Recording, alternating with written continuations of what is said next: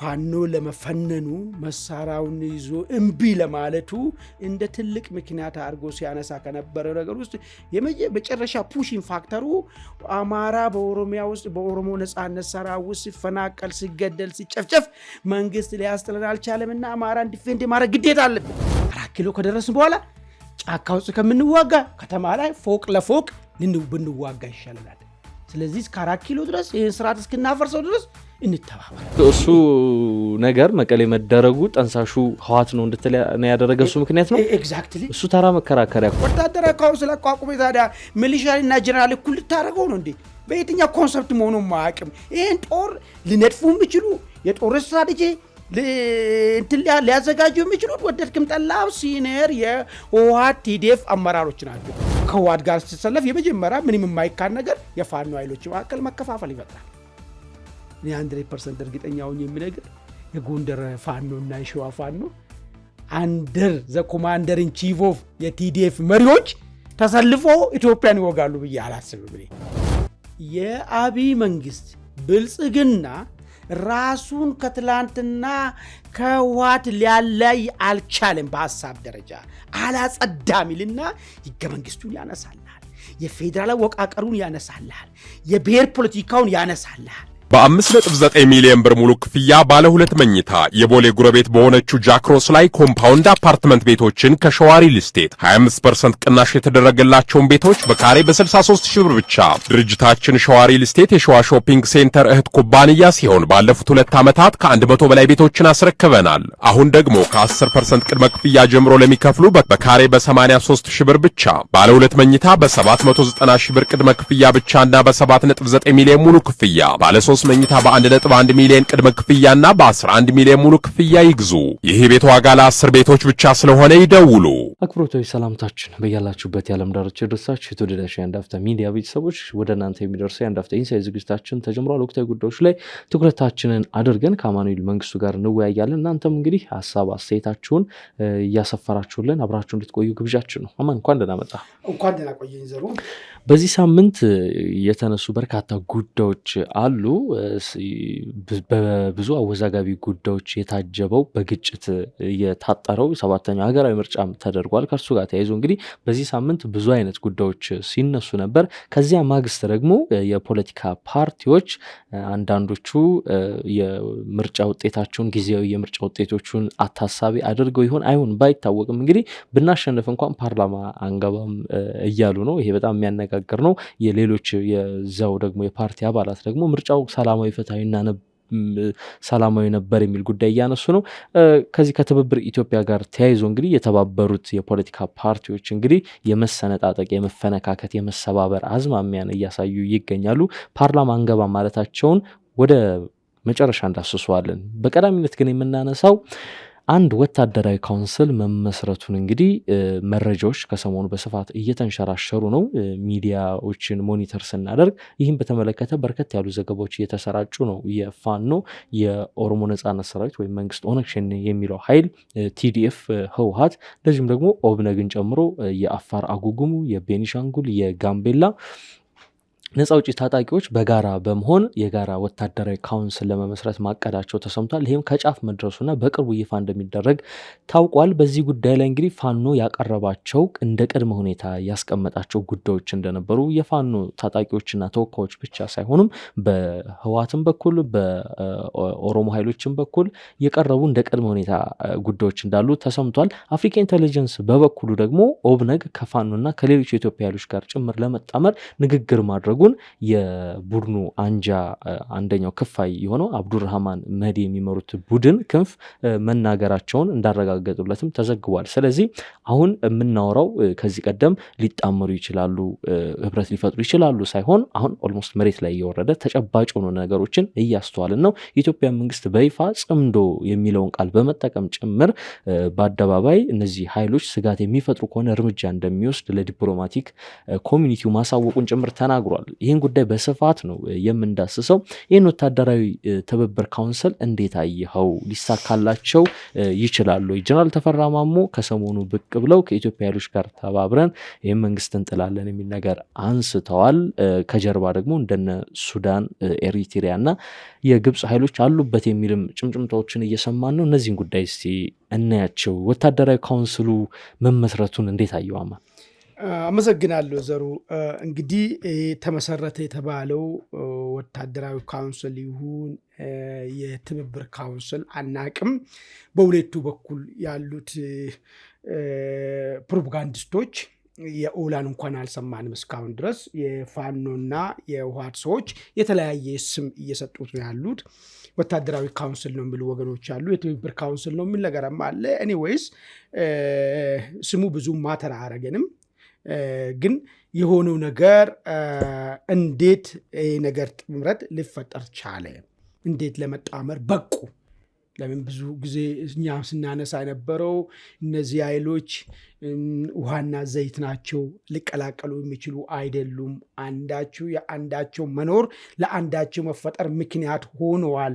እንዳውም ከመንግስት ጋር ከሚያደርጉት ትግል በላይ እርስ በርስ መካከላቸው ያለ ጥያቄ የከፋ ነው ስንል ነበር። እና ኤኒዌይስ ይሄን ወንዝ ተሻግሮ እኛ አንድነን እኛ አብረን መስራት እንችላለን ብሎ ለመጣመር ወይ ደግሞ በወታደራዊ ካውንስል ስም ለመሰባሰብ በቅቷል። እንዴት በቁ የሚለውን ነገር እናያለን መጀመሪያ ማለት ነው። ከዛ ቀጥሎ ምናልባት ጥምረቱ ለእያንዳንዱ ኃይሎች ምን ቤኔፊት ሊያመጣላቸው ይችላል፣ ምንስ ደግሞ አደጋ ይዞባቸው ይመጣል የሚልም ነገርም እንዳስሳለን። ከዛ አልፎ እንዲያው ተሳክቶ ለድል ቢበቁ ለኢትዮጵያ ሕዝብ ምን ይዞ ይመጣሉ የሚለውን ነገርም ማየቱ ጠቃሚ ነው። ዜን መጨረሻ ላይ ግን ይሄ አሁን የተሰባሰበው ኃይል እንደተሰባሰበ እንደ አረፋ ተበትኖ ይቀራል ወይስ በስኬት መጥቶ ብልጽግና ሲጠቀምበት የነበረውን ዙፋንን ለህዝብ ጥቅም ስንል ተቆጣጠርን የሚል ዜናን ሰማ ይሆናል ወይ የሚልም ነገር ለይቴን ያለውን ፖሲብል ሊሆን የሚችሉበትን ነገሮችና ላይሆን የሚችልበትን ነገሮችም እንዳሳለን ማለት ነው። ወደ መጀመሪያ ጭብጤ ስመለስ በዋነኝነት ሶስቱን ነው የምንጠራው። ሌሎች አሉ ያው ባላቸው ኃይል ሚዛን እዚህ ግባ የሚባልም ላይሆኑም ስለሚችሉ ጭብጡ የሚሆነው ህወሓት፣ ፋኖ፣ ኦሮሞ ነጻነት ሰራዊት፣ መንግስት፣ ኦነግ ሸኔ የሚለው ኃይል ለምን ሊጣመሩ በቁ? ምንድን ነው ሪያሊቲው? ምንድን ነው ሊያጣምራቸው በቃ የሚለውን ነገር እስቲ የተወሰነ ነጥቦችን እናንሳና ከዚህ እይታ እንዴት ሊሆን ይችላል የሚለውን ነገር እናንሳ። የመጀመሪያው ሊሆን የሚችለው አንድ የፖለቲካ ውስጥ በተደጋጋሚ የምትነሳ እንትናለች አባባል አለች፣ በኢንተርናሽናል ሪሌሽን ውስጥም ያለ ነው። ዘላለማዊ ጥቅም እንጂ ዘላለማዊ ወዳጅ ወይ ደግሞ ዘላለማዊ ጠላት የለም የሚል ነገር የሚያነሱ ነገር አለ። እንግዲህ በመካከላቸው ቅድም ላነሳል የፈለግኩ ፋኖ ለመፈነኑ መሳሪያውን ይዞ እምቢ ለማለቱ እንደ ትልቅ ምክንያት አድርጎ ሲያነሳ ከነበረ ነገር ውስጥ የመጨረሻ ፑሽን ፋክተሩ አማራ በኦሮሚያ ውስጥ በኦሮሞ ነጻነት ሰራዊት ውስጥ ሲፈናቀል፣ ሲገደል፣ ሲጨፍጨፍ መንግስት ሊያስጥለን አልቻለምና አማራን ዲፌንድ ማድረግ ግዴታ አለብን ብሎ ነው እንግዲህ መሳሪያ ይዞ ጫካ ገቡት። ስለዚህ ጠራራችን አማራን እያጠፋ ያለው ኦሮሞ ነጻነት ሰራዊት ወይ ደግሞ መንግስት ኦነግ ሸኔ ብሎ የሚጠራው ኃይል ነው። ሙሉ ለሙሉ ግን እንደዛ አይደመድሙ። አይታቸው ከሆነ አሁን እንደውም ከዚህ ቀደም በተደጋጋሚ እንዲህ አይነት ድርጊቶችን የሚፈጽመው ኦነግ ሸኔ ነው ከማለት ይልቅ በመንግስት ነው የሚፈጸመው እስከ ማለት ደርሰዋል። ለዚህ ደግሞ በዋቢነት ከዚህ ቀደም እነ ዘጋርዲያን ያወጡትን የምርመራ ሪፖርትም ሲጠቅሱ እናያለና ይህንንስ እንዴት ነው የምታየው? ይህንን ትግል ሲጀምሩ ጃኬት ሆኖለት እንደ ካቦርት ለትግሉ ለሀሳቡ ካቦርት ሆኖለት ያገለገለ ይሄ ነው። ዘፈናቸውን ታውቃለህ? የሚዘፍኑ ዘፈን አላቸው። ዛሬማ የፈለግከው ወደ ፈለግከው ፖለቲካ መንገድ ለመሄድ የምትቀይሮ የምታዛባው የምትለው ነገሮች ይኖራሉ። መጀመሪያ ዴይ ፈረስት ነው እያልኩ ካለው ይህን ትግል ለማነቃነቅ ተጠቀሙበት። ይህንን ኦፖርቹኒቲ ተጠቀሙበት ነገር እኮ አሁን ለመጀመሪያው ቀን መንግስትንም ተጠያቂ ያደርጋሉ ነው የምልህ። ነገር ግን ከዛ ውጪ ከበኋላ ለራሴ ወደሚያመች መንገድ ለመሄድ የምታፈጥረው ነገር አለ። ግን ፕራይመርሊ ሲያነሱ የነበረው ወለጋ ላይ የተፈጠረውን ነገር ከፈራ ጣቢያዎች ወሎዬ ላይ የተፈጠረውን ነገር እዚህ ቤኒሻንጉል አካባቢ ላይ የተፈጠረውን ነገር ያነሱና ይሄን በግንባር ቀደምነት ያደረገ ሰዎቹ ስለሚናገሩ የጥቃት ሰለባዎች ስለተናገሩ የኦሮሞ ነጻነት ሰራዊት ብሎ ራሱ የሚጠራ ኃይል ነው የፈጸመበት እነዚህ ይሄንን ይዞ መንግስት ግን ከዚህ ሊገላከለን አልቻለም የሚል ነው የትግሉ ማጠንጠኛና ዋና አድርገው ወጡት። ስለዚህ ኦኬ በቃ ምንም ችግር የለምና ዘላለማዊ ጠላት ወይ ደግሞ ዘላለማዊ ወዳጅ የሚባል የለም ዘላለማዊ ጥቅም ነው እንጂ በሚል ነገር ትላንትና ገለኝ ለትግል እንድነሳ ብታደርገኝም ዳሩ ዛሬ ግን ለስልጣን ለመወጣጫነት እኔ እናንተ እጅ ለእጅ መያያዝና እኔን ወደ ትግል እንዲገባ ያደረከኝም ጉዳይ እረሳለሁ በሚል ነገር አስቦ ሊሆን ይችላል። አንድ ሁለተኛ የዓላማ አንድነት ኑሯቸው ይሆናል። ምን ማለት ነው የዓላማ አንድነት? እነዚህ ኃይሎች የብሔር ኃይሎች ናቸው። ህወሓት የብሔር ኃይል ነው። እንዳውም እሱ በጣም በዚህ የተራቀቀ ነው። ብዙ ጊዜ ፌዴራል ስታይል ብሎ ሰዎችን ይሰበስባል። ደብረ ብርሃንም ሲደርሱ ውጭ ሀገር ላይ ታስታውሳለህ የሆነ ከየት እንደመጡ የማይታወቁ የሆነ የብሔረሰብ ተወካዮች ናቸው ምናምን ብሎ መግለጫ ያሰጣቸው ቡድኖች ነበሩ። ነፋኖ ይሄንን ይቃወማሉ። ነገር ግን በአወቃቀርም በአደረጃጀትም ውስጣቸው ያሉ ሰዎችም የብሔር ኃይል መሆናቸውን አሁን እያመኑ መጥተዋል። የኦሮሞ ነጻነት ሰራዊት ድሮ በብሔር ኃይል ነው የሚታወቅ ነገር ነው። በዚህ ላይ ጉዳይ ላይ የሚያወላዳ አቋም የለም። ስለዚህ የዓላማ አንድነት እኛ የብሔር ኃይሎች በአንድነት ኃይሎች ተደፍጥጠናል። ስልጣን ላይ ያለው ኃይል የአንድነት ኃይል ነው ብሎ ፈረጁ ደግሞ አሁን ማለት ነው። አየህ በሚል ነገር ተሰባስቦ ሊሆኑ ይችላሉ። ሌላ ግዛዊ ወይ ደግሞ ታክቲካል ትብብር በማድረግ ይህ ማለት ምንድን ነው? 4 ኪሎ እንድረስ 4 ኪሎ ከደረስ በኋላ ጫካ ውስጥ ከምንዋጋ ከተማ ላይ ፎቅ ለፎቅ ብንዋጋ ይሻለናል። ስለዚህ እስከ 4 ኪሎ ድረስ ይህን ስርዓት እስክናፈርሰው ድረስ እንተባበር፣ ከዛ መጨረሻውን የሆነው ይሁን በሚል ነገር ለድርድር በቅቶ ይሆናል። ሌላኛው ግን ቬሪ ኢምፖርታንት አስገዳጅ ጉዳይ ሆኖባቸው ሊሆን ይችላል። አስገዳጅ የሚለውን በሁለት ታይልኛለ። አንደኛ የአቅም ጉዳይ ሰርቫይቫል ጥያቄ። ህወሓትም የሆነ እንደዚህ አይነት ነገር ውስጥ ካልገባ ሰርቫይቭ ማድረግ አይችልም። ፋኖም ሞከረ 3 ዓመት ምንድነው እሱ ስሙ የካቲት ላይ እንገባለን ተባለ። አሁን ዞሮ የካቲት አለፈ። ኦሮሞ ነጻነት ሰራዊትም አሁን በቅርብ ቀን የምንቆጣጠረውና ነጻ ኦሮሚያ ሀገር መሰረታለን አለ። የሚሆን ነገር አልሆነም። ስለዚህ በብቻችን ለየብቻ መቆም መደምሰስም ሊያመጣ ስለሚችል ሰርቫይቭ ለማድረግ የግድ መደራጀትና መተባበር ኢቨን እርስ በርስ ከመንግስት የከፋ ጠላትም ብንሆንም ይህ አስገዳጅ አንዱ ካላቸው አቂም አንጻር ነው። ሌላው ነገር ግን የሚገርም ነገር አንድ የሆነ ዜና አይቻለሁ። ሱዳንና ግብፅ በጥምረት ውስጥ እንድንገባ አስገዳጅ ጫና እያደረጉበት ነው የሚል የኦቤኔግ ጉዳይ ተነስቷል። ምናልባት ስንቅ የሚሰፍሩላችሁ ኃይሎች፣ ትጥቅ የሚያቀብሏችሁ ኃይሎች የእኛን አጀንዳ ያስፈጽማሉ ብሎ ያስቀመጧቸው ኃይሎች በቃ የግድ አንድ መሆን አለባችሁ የሚል አስገዳጅ ነገር አምጥቶባቸው ሊሆን ይችላል። የመጨረሻው የሚሆኑ ነገር ከብልጽግና የተሻለ እኛ እርስ በርስ የምንቀራረብ ኃይሎች ነን የሚል ግንዛቤ ላይ ደርሶ ሊሆኑ ይችላሉ። በዚህ ምክንያት ይህ ጥምረቱ ሊፈጠር በቅቷል። አሁን ነጥቡ እንግዲህ ትብብር እንበለው፣ ጥምረት እንበለው፣ ወታደራዊ ካውንስል እንበለው፣ ምን እንበለው መንፈሱ እንዴት ነው የተቋቋመ የሚለውን ነገር ማሰቡ ጠቃሚ ይመስለኛል። መንፈሱ ማለት ነው የመጀመሪያው በኩልነት ደረጃ በኩልነት ፕሪንሲፕል ላይ ነው የተቋቋመው ወይስ የመሪና የጭፍራ በዛ ኮንሰፕት ነው የተቋቋመው ወይስ አንዱ ነፃ አውጪ አንዱ ደግሞ የነፃ አውጪ ተባባሪ በሚወልደ ኮንሰፕት ነው የተቋቋመ የሚለው ነገር መታይ መቻል ያለበት። ይሄን ዝም ብዬ አይደለም ያነሳውልኝ። ይሄን ለማወቅ የመጀመሪያ ካውንስል ወታደራዊ ካውንስሉ እንዲቋቋም ኢኒሺዬሽኑ የማን ነው? ወታደራዊ ካውንስሉ የተቋቋመው የት ነው የሚለው ነገር ፍንጭ ይሰጠናል። ወታደራዊ ካውንስሉ የተቋቋመው መቀሌ ነው የሚል ሰምተናል። ትግራይ ክልል ግን አሁን አማራ ክልል ከመገናኘት ወይ ኦሮሚያ ክልል ከመገናኘት መቀሌ የተሻለ ልመጣልህ ነው። ደጋሽና የድግስ ተሳታፊ እኩል መብት አለው ድግስ ላይ። አሁን እኮ ህወሓት ለመደገሱ ምን ማስረጃ ማቅረብ አለበት?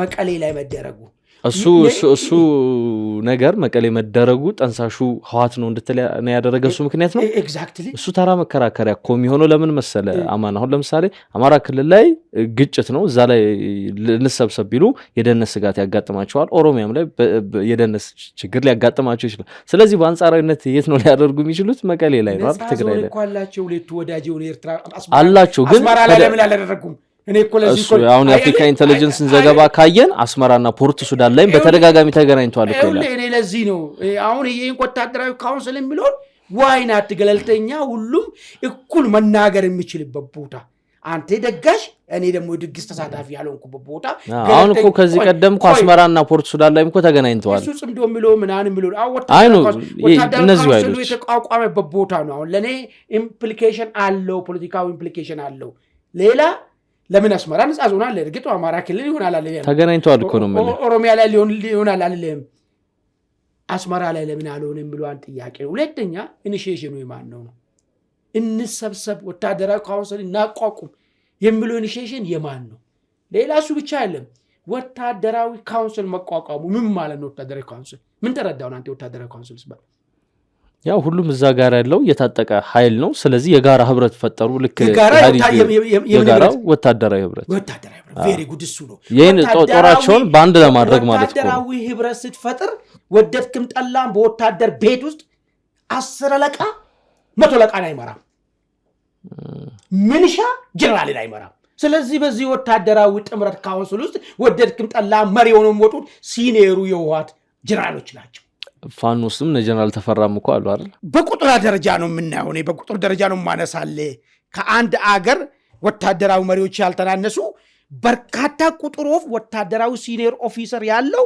የህወሓት ነው ስለዚህ ወታደራዊ ካውንስሉ ሊደርሺፑ የህወሓት ሰዎች ናቸው ለዛ ነው መንፈሱ በምንድነው ተቋቋመ ያልኩት የጭፍራና የመሪ ነው ወይስ በኩልነት ነው የሚለው ነገር አሁን አንድ ሰዎች እኛ እኮ ትክሻ ኩሎሬ ነው ከዚህ በኋላ ይላል ወታደራዊ ካውንስል አቋቁሞ ታዲያ ሚሊሻሪና ጀነራል እኩል ታረጋው ነው እንዴ በየትኛው ኮንሰፕት መሆኑ ማያቅም ይሄን ጦር ሊነድፉ የሚችሉ የጦር ስትራቴጂ ሊያዘጋጁ የሚችሉት ወደድክም ጠላም ሲኒየር የህወሓት ቲዲኤፍ አመራሮች ናቸው ስለዚህ ወደድክም ጠላም የወታደራዊ ካውንስሉ መሪና ባለቤት የህወሓት ይሆናል ሌላው የጭፍራነት ሚና ነው የሚኖረው ማለት ነው ይሄ ነው መንፈሱ በደንብ ይታይልኝ ያልኩት ማለት ነው ኦኬ ይሄን ካየን በኋላ ኦኬ በዚህ ደረጃ የመጣው ጥምረት ለእያንዳንዱ ኃይል ምን ይዞ ይመጣል ነው እንግዲህ ባለፈ አንድ አፍሪካ ኢንተለጀንስ ያነሳው ነገር አለ ይሄን ጥምረት አስመልክቶ ፋኖ ጋር ችግር ይፈጥራል የሚልኛ በተደጋጋሚ ብዙ ጊዜ እዚህ መድረክ ላይ ስንል ነበር ምንድነው እሱ ከህወሓት ባይት ሰልፍ ህወሓት የሚለው ነገር ራሱ ሲመጣ ለምን የአማራ ኃይሎች ኮዝ አለን የሚሉት ህወሓት ሰራሽ ኮዝ እሱ ቀጥሎ አላውንም እሱን ለማስተካከል አልተቻለም ስለዚህ አሁን ያለው መንግስት ፍቃደኛም ስላልሆነ በህብረታችን እናስተካክላለን ብሎ ነው ጫካ ወጡ ሰዎቹ ስለዚህ አሁን ከህወሓት ጋር ሆኖ ህወሓት አማራ ላይ የፈጠረውን ጥያቄ መልስ ሊያመጡለት ነው ማለት ነው ይሄን ማን ነው የሚቀበለው ስትል ከህወሓት ጋር ሲሰለፍ የመጀመሪያ ምንም የማይካድ ነገር የፋኖ ኃይሎች መካከል መከፋፈል ይፈጥራል እኔ 100% እርግጠኛ ሆኜ የምነግር የጎንደር ፋኖና የሸዋ ፋኖ አንደር ዘ ኮማንደር ኢን ቺፍ ኦፍ የቲዲኤፍ መሪዎች ተሰልፎ ኢትዮጵያን ይወጋሉ ብዬ አላስብም ይሄ አደገኛ መከፋፈል በመሃላቸው ይፈጥራል ይሄ መከፋፈል ምንድነው የሚያመጣው አድቫንቴጅ አደገኛ ነገር ነው ህወሓቶች አስቦበታል ያቃሉ ፋኖ ጋር የጉዳይ መከፋፈል እንደሚያመጣ ኦላ ጋር የጉዳይ መከፋፈል እንደሚያመጣ ያቃሉ ይሄ መከፋፈል ማምጣት ምንድነው የሚሆነው ልክ ኢህአፓ ከተመታ በኋላ ሌላው ትግሉን ጥሎ ሲሄድ የተሸነፈ የትንሽ መጽሐፍ ይዘው ተሸክመው ቀሩት እነ በረከት ህወሓት ጋር ተጠጉት ስጠጉ በተሸናፊ ስነ ልቦና ተጠጉት የተንቀሳቀሱት በህወሓት ኮንዲሽን የተንቀሳቀሱት ባዲኖች በኋላ ተመሰረቱት ማለት ነው አሁንም ሲከፋፈሉ የተወሰነ ቡድን ይደግፋል አፍሪካ ኢንተለጀንስ ማስተዋል ይሄን ጉዳይ ጎጃም አካባቢ ያለው ለዚህ ትምብር ዝግጁ ነው የሚል ነገር በጎንደር አካባቢ ግን በጥርጣሬ ይታያል የሚል ነገር ነው ያነሳው ስለዚህ ያለው አማራጭ በከፋፈል ሲመጣ ጉልበትን ስታጣ የመደራደር አቅም ስታጣ ህወሓት ጋር ተለጣፊ ይሆናል ማለት ነው ያን የተለጣፊ ስትሆን ምንድነው መጣው ታገልኩለት ጫካ ወጣውለት ያልከውን የአማራን ኮስት ተውና ህወሓትን ተደግፈ ስልጣን ማግኘት ውስጥ ነው የሚገባ ማለት ነው ከዛ ለህወሓት ዓላማ ትገላለህ፣ ለህወሓት ዓላማ ታስራለህ፣ ለህወሓት ዓላማ ማንኛውም ነገር ታደርጋለህ ማለት ነው። ለዚህ ደግሞ ትላንትና የነበሩበት ነገር ውስጥ ነው ዘመኔ ትላንትና ብአዴን ሆኖ ለህወሓት ላመጣው አይዲዮሎጂ ለማሳመን ይጥር ነበረ፣ ያሳስር ነበረ፣ ያገለግል ነበረ። ይህንን ነው ድጋሚ አሁንም የሚደግሙ ማለት ነው እንጂ ሌላ ነገር የለውም ማለት ነው። ይሄ በእንትን ደረጃ የሚገጥማቸው በውስጣቸው ላይ የሚገጥማቸው ችግር ነው። እንደ አማራ ትግል ወደንም ጠራንም አንጻራዊ ያቆጠቆጠ ያለው አንድ አማራ ብሔርተኝነት አለ። ይሄ ይበተናል። ከዛ ወዴት ይመለሳል ማለት በፊት ወደ ነበረው የአካባቢ ስሜትን ማስቀደም ይሆናል ማለት ነው። ልክ እንዳልኩ የጎንደሩ ፋኖ እንደ ክደት ነው የሚቆጥረው ነገር ከህወሓት ጋር መስራትን አይፈቅድለትም። ስሪቱ ራሱ እዛ ጋር ወልቃይት አለ እንዳወራ ነገር አለ። የወልቃይትን በተመለከተ ተደራድሮበታል ላይ ጠይቅ እንዳውም ህወሓት ተገዶ ነው ወደዚህ ጥምረት የገባው ምናምን የሚል ነገሮችም አሉ አይደል? እሱ ዝም ብሎ የተፈጠረ ነገር ነው። ህወሓትም በዚህ ደረጃ የሚሄድም አይደለም። የራሱም እንትኖችንም አሳልፈው የሚሰጥበት ሁኔታ የለውም ማለት ነው። በህወሓት በኩልስ ምን ይዞለት ይመጣል? ኦላንም ይበትነዋል። ባይዞ ነገር እንዴት ሊበትነው እንደሚችለው ታውቃለህ? ኦላም ማለት ነው። ኦላ የሚፈልገው ይቺ አንደኛ ነፃ ሀገር መመሰረቱ። ነፃ ሀገር ከመሰረት ለቲፒኤልኤፍ ታዲያ ምን ሊተርፍለት ነው? ማይኖሪቲ ቴራንን አምጥቼ እንደከዚህ በፊቱ በዚህ ሀገር ውስጥ ፈላጭ ቆራጮኝ ይኖራሉ የሚልበት ኦሮሚያ የሚያክል ነገር ተገንጥሎ ከሄደ። ስለዚህ ይህን ሀሳብ ያላቸውን የቲፒኤልኤፍ ጋር ጭፍራውን የገብተን ሀሳብ ማስተባበሪያ አይችልም። ሁለተኛ ሀገሩ እንኳን ባይመሰረት ኦላ የሚያስቡ ነገር ምንድን ነው? እንደ ኮንፌዴሬሽን አይነት ነገር በቃ ፌዴራል መንግስት ጋር ብቻ እንገናኛለን፣ የኦሮሚያ ውስጣዊ ጉዳይ ማንም አይድርሻ አይለም የሚለውን ነገር ድርሽ ካላልክማ ቲፒኤልኤፎች ታዲያ ምን ተጠቀሙ? እንደዛማ ከሆነ ምኑ ሰበሰቡና አንድ ላይ ያመጡት? ለዚህ ሲባል ምንድን ነው የሚሆነው ማለት ነው? ይህን ሀሳብ የሚያነሱት ይመታሉ።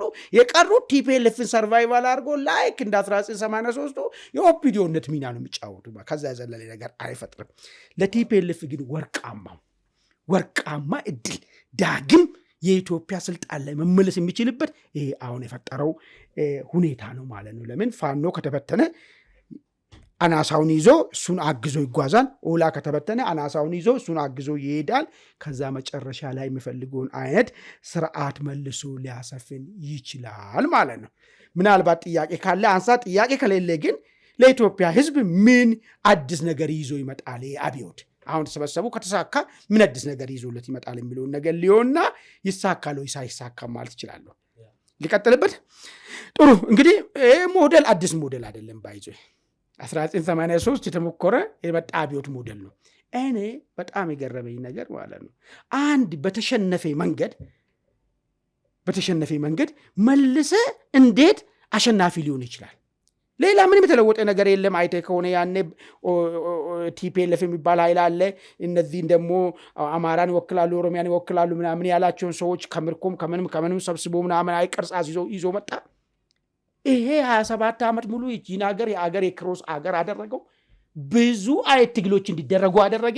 97ን የመሰለ ክስተት እንዲፈጠር አደረገ። መጨረሻ ላይ በ2008 ወጣቱ እምቢ የሚልበት ሁኔታ ፈጠረ። ተሸንፎ ሄደ። የተሸነፈ ነገር በምን ሀሳብ ነው መጥቶ? ይሄ ሀሳብ ነው የተሸነፈ፣ ሌላ ነገር አለን። ባይዞ ሀሳብ የተሸነፈ ሀሳብ እንዴት አድርጌ መልሰ ስታመጣው ተመሳሳዩ ነገር ምን ሊሆን የሚችለው ነገር ብለታስ ምንም ይሁን ነገር አይመስለኝም። ለኢትዮጵያ ሕዝብ ግን ይሄ ይሳካል ወይ ሳይሳካም ወይ የሚለውን ነገር አንድ 3 ነጥቦችን ላንሳ። አንደኛ አሁን ያለው ሀገሪቷ ውስጥ ያለው ጥያቄ ምንድን ነው? ይሳካል ወይ ያሳካል ማለት ኃይሎች ውስጥ ያለው ፖለቲካ ኃይሎች ጋር ያለው ወይ ደግሞ በትጥቅም ይሁን በሰላማዊ ትግል ውስጥ ያሉት ምንድን ነው? አብዛኛው ሚዛኑን ስታይ የአብይ መንግስት ብልጽግና ራሱን ከትላንትና ከህወሓት ሊያለይ አልቻለም። በሀሳብ ደረጃ አላጸዳሚልና ህገ መንግስቱን ያነሳልሃል፣ የፌዴራል አወቃቀሩን ያነሳልሃል፣ የብሔር ፖለቲካውን ያነሳልሃል። እነዚህ አይነት ሁሉ የነገሮች ሁሉ መነሻና መጨረሻ ችግሩ ህወሓት ቡትቶ ከላያችን ላይ አልጣለም የሚል ነገር ነው ትግሉ። ይህን እያልከን ጥያቄ እያቀረበ ላለው ህዝብ ወይ ደግሞ በዚህ ጥላ ስር ተሰባስቦ እየታገለ ላለው ህዝብ ህወሓት ዋናውን ይዘህ ብትመጣ እንዴት ነው ሊሆን የሚችለው ነው ጥያቄ ማለት ነው። ገብቶሃል? የብልጽግና ራሱ የሚከሰስበት የህወሓትን ቅርሻት ከራሱ ላይ አልጠረገም አላወጣም እባካችሁ ይሄን እያለ እየጠቀሰ እኮ ነው። ምክንያቱም አማራ ጋር ብታነሳ የትርክት ጉዳይ ያነሳል፣ የህገ መንግስት ጉዳይ ያነሳል፣ የፌዴራል መዋቃቀር ጉዳይ ያነሳል፣ የብሔር ፖለቲካ ይህን ሁሉ አባላን አንድነታችን አሳጣን ጥርጣሬ እንድንታይ አድርጎና ይላል። እዚህ ሰላማዊ ትግል ውስጥ አካባቢ ያሉትን ይህን ተመሳሳይ ጥያቄ ነው የሚያነሳው። ኦላ አካባቢ ቢሆን ደግሞ አይ ነገር በጣም ከሮ መሄድ አለበት ቅድም እንዳልኩ ወደ ኮንፌዴሬሽን ወይ ደግሞ ነፃ ሀገር መሰረት ነው የሚለው። ይህን እያነሳ ላለው ኃይል ወይ ደግሞ ህዝብ መልሰ ህወሓትን የሚያክለውን ነገር ይዘለት ስትመጣ እንዴት ነው ህዝቡ ሊቀበለው የሚችለው የሚል የመጀመሪያ ጥያቄ ነው። ሁለተኛ ጥምረቱ በራሱ ከፍተኛ ድጋፍ ለመንግስት እንዲፈጠር ያደረገለታል። ይሄ ጥምረት በይፋ መውጣቱ አሁን ከዚህ በፊት ሐሳባዊ ነበር አይደል? አሁን በይፋ መውጣቱ ምናልባት ስንጥቅ የሚያክል የፋኖ ኃይሎች ወደ መንግስት ጋር ሆኖ ይህንን ጥምረት ሊወጉ ይችላሉ። እሱ ብቻ አይደለም፣ ደጋፊው ፖለቲከኛው በተለይ ውጪ ያለው በተለይ ውጪ ሰሜን አሜሪካ ያለው ከፍተኛ ስንጥቅ ይፈጥራል። ከወያኔ ጋር ሆኖ ምን ሊመጣ ይችላል የሚል አእምሮ በትክክል የሚያስብ በርካታ ኢትዮጵያውያን አሉ። አሁን ተከፍቶ ፋኖን የሚደግፍ ኮምፕሊትሊ ያሽፍት ያደርጋል ማለት እሱ ለመንግስት ጥሩ ኢነርጂ ይፈጥርለታል። ሶስተኛውና አደገኛው ነገር ጥሩ ነገር ብልጽግና መስመሩን እንዲያጠራ ጫና ይፈጥርበታል። ይሄ ነገር ለምን በዚህ በኩል እየመጡ ያሉት የብሔር ኃይሎች ተደራጅቶ ሼምም ትቶ ህወሓትንም መጠየፍ ትቶ ህወሓት መንገድ ነው እውነት ነው በሱ ጋር ታጥቀን 4 ኪሎ እንደርሳለን ብሎ እየመጡ ነው ያሉ። እንደዛ ብሎ እየመጣ ያለውን አንተም የብሔር ኃይል ሆነ ነው የምትጠብቀው ወይስ የአንድነት ኃይል ሆነ ነው የምትጠብቀው? አሰላለፊን እንዴት ነው የምታደርገው የሚለው ጉዳይ ብልጽግና ላይ መስመር ጥራት እንዲመጣ ያስገድዷል ማለት ነው። እነዚህ ነገሮች ይዞ መጣ ይመስለኛል። ኤኒዌይስ በመጨረሻ ምንም ከየትም የማይደርስ እንትን ነው በእኔ እይታ ማለት ነው። የትም የማይደርስ እንትን ነው። አዎ ጥሩ ነገሮችን አንስታል። እንግዲህ የት ይደርሳል የሚለውን ነገር አብረን በቀጣይ የምናያቸው ነው የሚሆነው። እንግዲህ በቅርብ ቀናትና ሳምንታት ውስጥ ይፋ እንደሚደረግ ይሄ ጥምረት ተነግሯል። እንግዲህ አንዳንድ ምልክቶችም ካሁኑ እየታዩ እንዳለ መረጃዎች ያመላክታሉ። የቀጣውን አጀንዳ ካለን ጊዜ አንጻር አጠር አድርገን እንመለከተዋለን። ትብብር ለኢትዮጵያ የተሰኘው ፓርቲ የ5 ፓርቲዎች ውህድ ነው። ኢሃፓ፣ መኢአድ፣ እናት ፓርቲ፣ ጊዮናዊ አማራ እና አንድ ሌላ ደግሞ ተጨማሪ ፓርቲ አለ። እነዚህ ተዋህደው የፈጠሩት ጥምረት ነበረ ለምርጫው ሲባል። ነገር ግን ከሆኑ ወራት ወዲህ ግን ለሁለት መሰንጠቃቸውን መፈረካከሳቸውን የሚያሳዩ መረጃዎች ወጥተዋል። በተለይ ምርጫው እየተቃረበ መምጣቱን ተከትሎ እንግዲህ በምርጫው እንሳተፍ ወይስ ምርጫውን እናቋርጥ እንተው በሂደቱ አላመንበትም በሚለው ዙሪያ ፓርቲው ለሁለት ተከፍሎ አንዳንድ የፓርቲው አባላት ጭምር ከምርጫው ራሳቸውን ሲያገሉ እንደነበር እናስታውሳለን። እስከ መጨረሻው ቀንም እንግዲህ ከምርጫው ራሳቸውን ያገላሉ ሲባል ነበር። ነገር ግን በምርጫው ተወዳድረው ነበር። ከምርጫው ከተወዳደሩ በኋላ ግን እጅግ የሚያነጋገር መግለጫ አውጥተዋል። መግለጫቸው ምንድነው የሚለው ብናሸንፍ እንኳን ፓርላማ በፍጹም የኛ የትብብር አባል የሆነ ተወካይ በፍጹም ፓርላማ እንዳይገባ የሚል ነገር አንስቷል። እስቲን አጠር አድርገን እንመልከተው። ጥሩ እንግዲህ ትብብሩ መግለጫ አውጥቷል። ፓርላማ አንገባም ነው ያለው። ጥሩ እኔ እንደው ትብብሩ ሀሳብ ለምን ወጥነት አጣ? የሆነ ነገር አረጋለሁ ይላል፣ አያደርግም፣ አናገራል። ደግሞ የተናገረውን ነገር ደግሞ ለመፈጸም ሲሞክርም አታይም። ደግሞ ሌላ ነገር ደግሞ ይመዛል። አካሄዱ ለምን ወጥነት አጣ የሚለውን ነገር መታየት ያለበት ይመስለኛል። ሌላ በትብብሩ ውስጥ ኢሃፓ የሚባለው ፓርቲ ለምን ጎልቶ ወጣ? ሰምታል? አሁን ትብብር ውስጥ ሚያድ እንዳለ ታውቃለህ? ትብብር ውስጥ ስማቸው የማይጠሩ ድርጅቶች አሉ እና ፓርቲ ደግሞ የሚባል አንድ ፓርቲ አለ። እንደዛ አለ። አንድ ናቸው አይሰማም። ግን ኢሃፓ ነው ጎልቶ ወጣ። ኢሃፓ ለምን ጎልቶ ወጣ? የባሰ ጥሩ ብዙ ደጋፊ ስላለው ነው ወይስ ጥሩ አጀንዳ ስላለው ነው ወይስ ጥሩ ብር ስላለው ነው ወይስ ምንድን ነው? ለምን ጎልቶ እንዲወጣ አደረገው የሚለው ነገር መታየት አለበት አለው። ኢሃፓስ ፍላጎቱ ምንድን ነው የሚለውን ነገርም ከዛ በፋኖ ደጋፊዎች ወይም ፕሮፓጋንዲስቶች ለምን ኢሃፓ ላይ ታርጌት ተደርጎ ዘመቻ ይካሄዳል? ሰምተናል። በተለይ ውጭ ያሉት በጣም ያበሻቅጧቸዋል። ለምን ያበሻቅጧቸዋል የሚሉም ነገር መታየት መቻል አለበት ማለት ነው። አሁን የወሰደው እርምጃስ ምን አንድምታ አለው? አንተ ቅድም ያነሳው ከፓርላማ አንገባም የሚለው ነገር ማለት ነው። ምን ታስቡ ነው እሱ ነገር የተባለው? ምንድነው ትርጉሙ ምንድነው የሚለው ነገር ፈጠን እያልኩ ለማየት ልሞክር። እንግዲህ ባለፈ የምታስታውሰው ነገር ሰልፍን ወጣን ጠራለን 10 ከተማ ላይ ያለው አንድም ቦታ ላይ ሰልፍን ለመሞከር በቁርጠኝትም ሲንቀሳቀሱ አልታየም። ሰልፍ አለማድረጋቸው በምን ምክንያት እንደሆነም አልተገለጸም። እኛ መላምት እንምታ ጫና በዝቶበት ነው ወይ ሰልፍ ያደረጉት? አንድ እንትን ልናነሳ እንችላለን። ወይ ደግሞ ማድረግ ስላልፈለጉ ነው ወይ? ማድረግ ስላልፈለጉ ነው ማለት የአፓ ባይዞ በሁለት ነው የሚከፈለው። ይሄ ስክሪን ሴቨሮች እየወጡ መግለጫ እየወጡ ኢንተርቪው ምናምን የሚደረጉ ምናምን እነሱ አይደለም። ዋና ኮር አለው የአፓ ሌላ ኮር የዱሮ እና አቶ ክፍሉን ይዞ ማለት ነው አሉ የተወሰነ ሰዎች ሐሳቡንም ሁሉ ነገሮችንም አቀነባብሮ አምጥቶ ነገሮችን የሚያደርጉ። ይሄ ከፊት ለፊት ሆኖ የምናገሩት እነዚህ እንትን የሚሉት ክርክር ብሎ እንትን የሚሉ እነሱ ዝም ብሎ ናቸው። ምንም ሐሳቡንም የሚያመነጩም አይደሉም። ከየት ወዴት እንደሚካሄድም አያውቁም። ለምን እንደዚህ እንደሚደረግ ምንም የሚገባቸው ሰዎችም አይደሉም። ስለዚህ ማድረግ አለመፈለጉ በማን ነው ያልተፈለገ የሚለው ለምን መሰለኝ ነገር ያነሳውልን። ሰልፍ አንድ ፓርቲ እኔ አውቃለሁ በጣም አስጨናቂ በነበረ በህወሓት ዘመን ውስጥ ሰልፎች ሰዎች አጭርም ትንሽም ምጥን ያለን ቢሆን ሰልፍ ለማድረግ ቁርጠኛ የሆነ ሰማያዊ ፓርቲ አንድ ፓርቲ ይባል ቢሮ ውስጥም ቢሆን መጥቶ እስካፍን ድረስ ሰልፍ ታደርጋለህ። ኢቨን ብልጽግና እንኳን በዚህ ደረጃ አፋኝ ቢሆን ይህን ደረጃ ሲሞክሩ አላየንም። ስለዚህ ሰልፍ እናደርጋለን 10 ከተማ የሚለውን ሂዱና እንዲህ ብላችሁ ሚዲያ ላይ ተናገሩ አሏቸው። ለምን እንደሚናገሩ አቁም ወጥቶ የሚናገሩ ሰዎች ሰልፉ ደግሞ እንዳይደረግም ሲደረግ አይ በቃ ተው በቃ አስቸጋሪ ነውና ይቅር ምናምን ሲባልም ለምን እንደተባለም የማይገባቸው ሰዎች ናቸው። እኛ የምንሰማው ፐብሊኩ የሚሰባቸው ሰዎች፣ ነገር ግን ከጀርባ ያሉ ሰዎች ሌላ ኢንተረስት አላቸው። እነሱ ዛሬም ምን ጋር ነው ያሉት? ዛሬ ሜሶኖች ብልጽግና ስር ገብተዋል።